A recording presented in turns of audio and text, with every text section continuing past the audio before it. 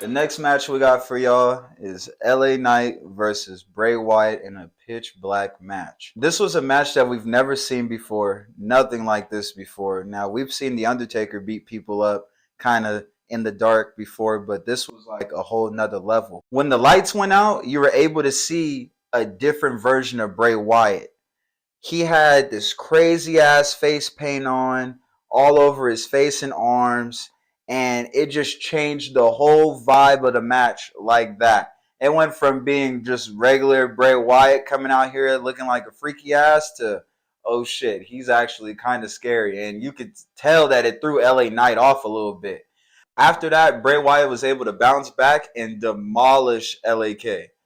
And bro, I thought the match was crazy, but the show didn't really start until after the match. After the match, Bray Wyatt's face paint changed completely, and then he was starting to move like the Fiend. LA Knight was hitting him with kendo shots repeatedly, hitting him on his traps, head, anywhere you can hit a nigga with a kendo stick.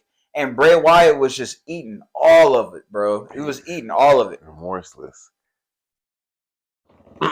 To make all this even crazier, Uncle Howdy appears out of nowhere, appears on some high-ass beam, jumps onto LAK while he's laying on like this table stage kind of setup deal. Backwards, might I add. Yes. He free falls backwards onto LAK, crashing and literally burning. Like flames came out of the pit after Howdy went crashing through LA Knight. And bro, like, the whole time I was just watching with my mouth damn near all the way open, like, oh my God, all this shit is really happening. Like, they definitely earned themselves the OMG moment of the year. Definitely, bro.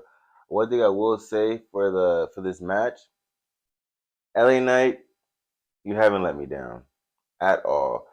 Whenever you've been on the mic featured in a promo, whether it's with the Undertaker when you're by yourself or dressing up as Bray Wyatt, you're always cutting up, always providing good entertainment. And I feel like WWE has lacked someone like you in a long time, and that's why I gravitate toward you. Because you're not scared to make me believe that you are really LA Knight. All you do is say, yeah, you dress like this and wear this weird ass vest because you're that confident in yourself.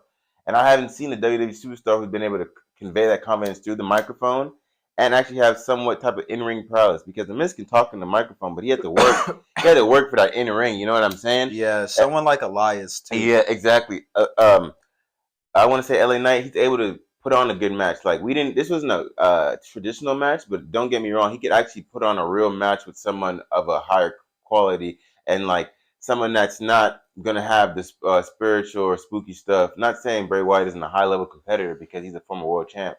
So you see why they put LA Knight in this, because I believe WWE has high aspirations for him. This wasn't a burial because he had to carry his weight as much in this portion of this feud as Bray. Because half the time Bray wasn't there, half the time LA was there. Half the time LA is getting his ass whooped, and he got to sell it like that shit was bullshit. And he's the one that really sold us that.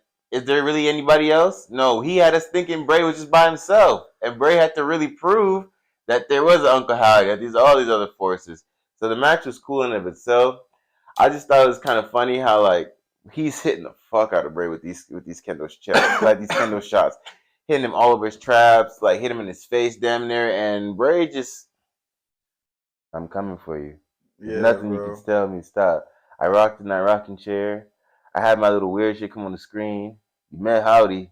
Oh, you're going down. You're going to hell. Yeah, bro. The change of face paint was in fucking insane. Bro, he looked so demonic. He kept licking his teeth. I was like, yeah.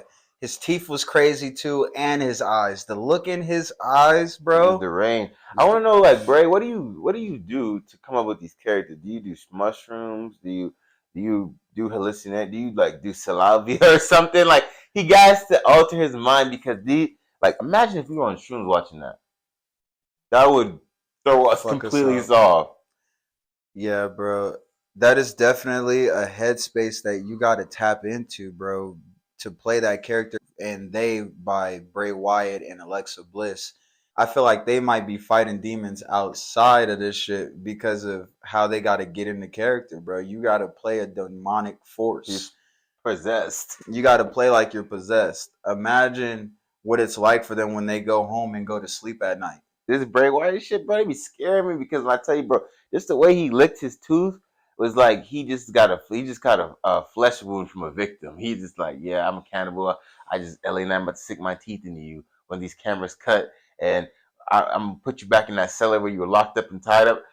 He just looks crazy. All the shit that he was doing at LA Knight and wasn't actual confirmation it was him. He looked like he capable of doing that shit in that face paint. I feel like there's still more to come from Bray Wyatt. Like this is nothing.